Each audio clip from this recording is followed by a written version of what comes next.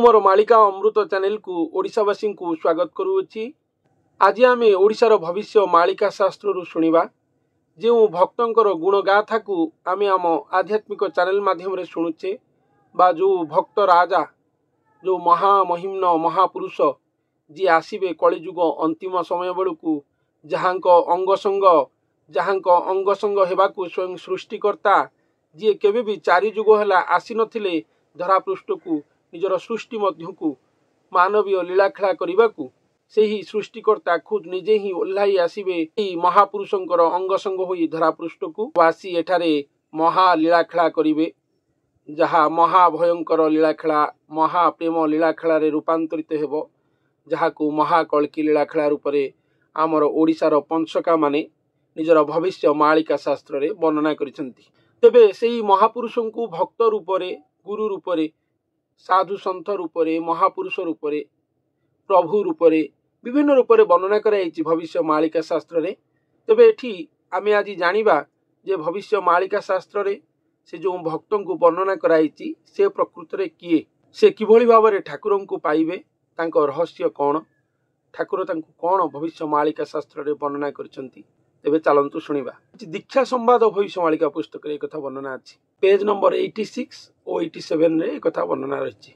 सेहु से श्रीहरि भकत सुखे प्राप्त होए नित्य संसार लोक संगे थाई ध्याने जानती नित्य भूई बहु ज्ञानी एहाकू जाने से नित्य सूत्र परिमाणे मानव विष्णु कथा कह अनित्य की कारणे देह जे निरालंब विष्णु होए मानव विष्णु से आख्याए से प्रभु आज्ञा घिनी सिरे मानव विष्णु मंचपुरे तहिरे नाही सुख लेस मनरे होइला विरस महाविष्णु को कले लये जानिले अलेख अजये मानव विष्णुर छामुर प्रसन्न हेले निराकार बोलंती देव निरंजन किंपा विरस तोर मन हरि बोइले मुहि एका ब्रह्मांडे नाही मोर शाखा ए शून्यपुरे की करिबी किस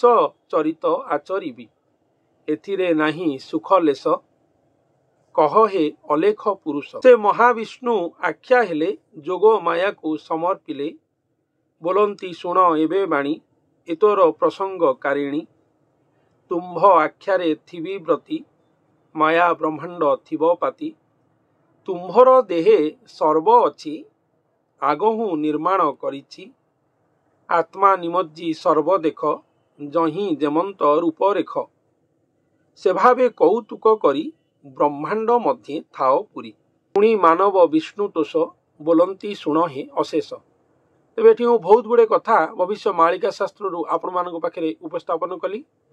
तेबे या जदि प्रथम आउ थे शुणा आम बुझीपर एठी जे सेहु से श्रीहरि भकत सुखे प्राप्त हुए नित्य संसार लोक संगे थाई ध्यान जानती नित्य भूई ध्याने जानती नित्य भूई तेणु श्रीहरि भकत तेणु जी श्रीहरि जुगे जुगे जी प्रभु रूप से जन्म नियंती जी अवतार पुरुष जहाँ को श्री भगवान रूप से धरापृष्ठ रे पूजा करा जाए से श्रीहरि स्वयं निजे जी सी निजे ये भकत पालिछन से सबुठ इंटरेस्टिंग कथा चमत्कार कथा हो तेणु ये अध्याय वर्णना कराऊँ ये जो भक्तर कथा मुझे आपण पाखे उपस्थापन कर जड़े जड़े भक्त अंगर स्वयं भगवान आसवे से भक्त आउ कई नुहति से भक्त हेले स्वयं श्रीहरि निजे पुणी अंगरे जो भगवान आसवे श्री हेले महाहरि सी हेले महाहरि बा खुद स्वयं महाप्रभु श्री जगन्नाथ बा पूर्ण ब्रह्म ये से दी जनकर उपाख्यान कहुई तेणु ये भक्त कहले प्रभु आ भगवान कहले महाप्रभु ये दी जनकर अंग महामिलन घटुची जहाँ कलिजुग अंतिम समय को घटे बोली वर्णना कराई से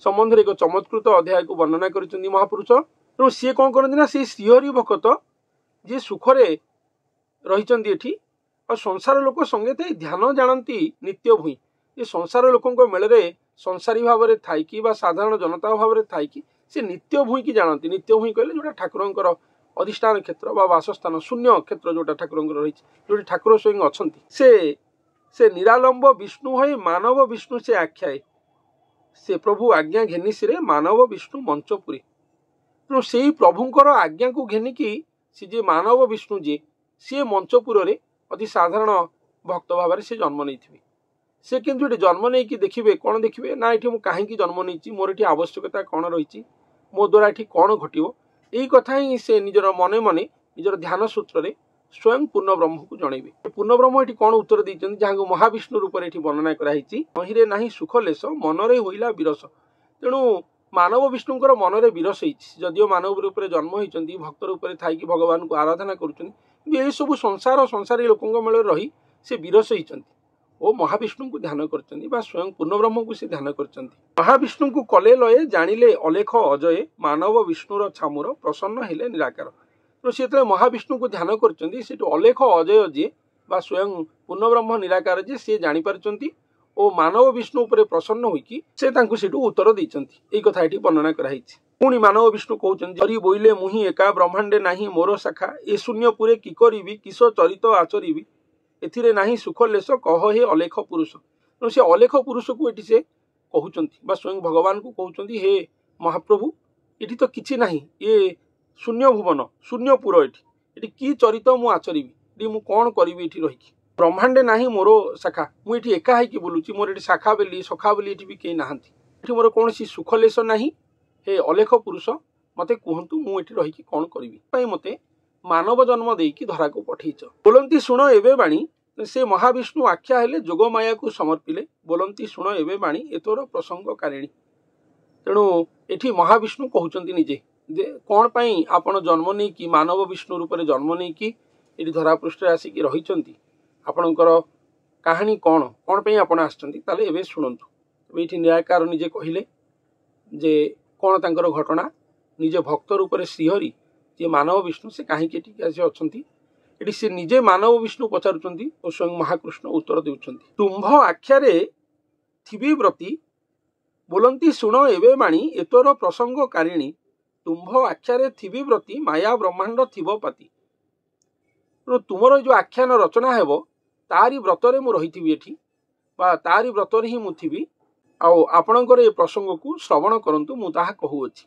तुम्भर देहे सर्व अच्छी आगहु निर्माण करिछि तमरी देह भितर ही सर्व रही मुझे तुमको छाड़ी मंचपुर को मानव विष्णु रूप से तुम जन्म नहीं निजे भक्त रूप से जन्म नहीं स्वयं श्रीहरि तेणु तमरी देहरे ही सब मु खंजिकी छाड़ी आत्मा निमज्जी सर्व देख जही जेमंत रूप रेख। तुम आत्मा निमज्जी आत्मध्यान कले तुम जापर तुम कहीं जन्म नहीं आ तुम सहित रहस्य कौन घटी तुम ये कौन कौन कर तुम सहित कौ महाआख्यान गढ़ी उठिब धरापृष्ठ ये तुम जापर तेणु तुम आत्मध्यान कर बोलिकिना ये निराकार ठाकुर बा अलेख ठाकुर मानव विष्णु को बाट बतैले तेणु से बाट आध्यात्मिक जो महाबाट जो रही आत्मध्यान बाट को तुम जाओ गले तुम जापर तुम सहित तुमको मु कौ भाव में गढ़ी छाड़ी कारण कलिजुग अंतिम समय बेलू उभय आसवे आत्मारू अजनी सम्मुत प्रक्रिया परमात्मा स्वयं जन्म ने सी मानव विष्णु सी जी की साधारण रूप से जन्म नहीं थे ही भगवान जात घटो ठाकुर ये कहते तुम आत्मध्यान निमग्न हो हेले तुम ये सब जापर तुम सहित आपे आपे ये घटना घटो तुम सहित ये घटना पूर्वर मु गढ़ी की छाड़ी यही कथा कहुई भावे कौतुक करी ब्रह्मांड मध्य थाओ पुरी। तेणु यही भाव ये जो आत्मभाव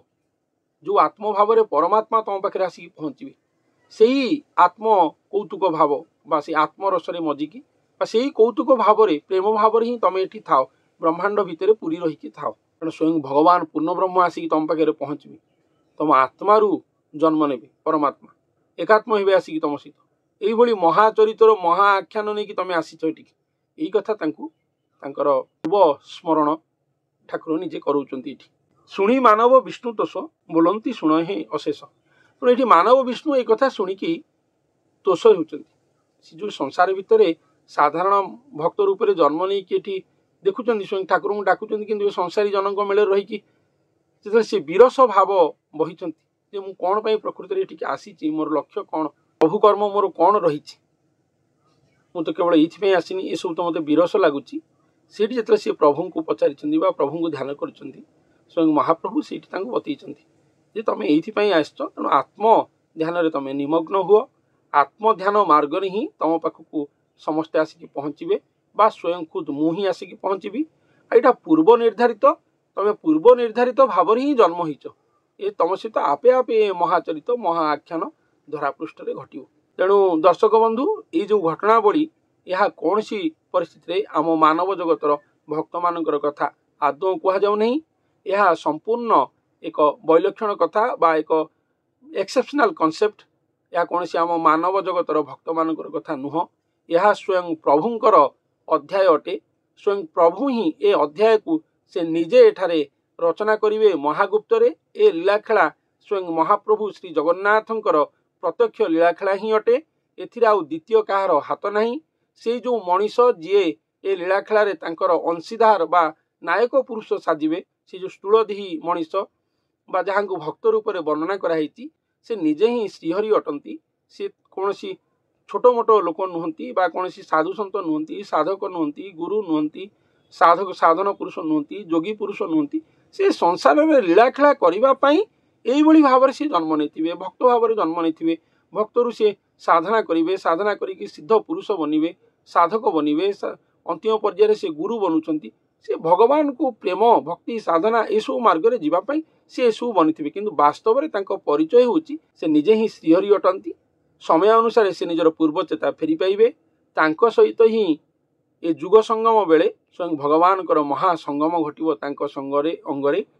ठाकुर तांकु धरिकी महा उल्लास धराधाम लीलाखेला करेंगे। कारण ठाकुर जी श्री जगन्नाथ श्री महाप्रभु से केवे भी धरापृष्ठ को आसी नथिले।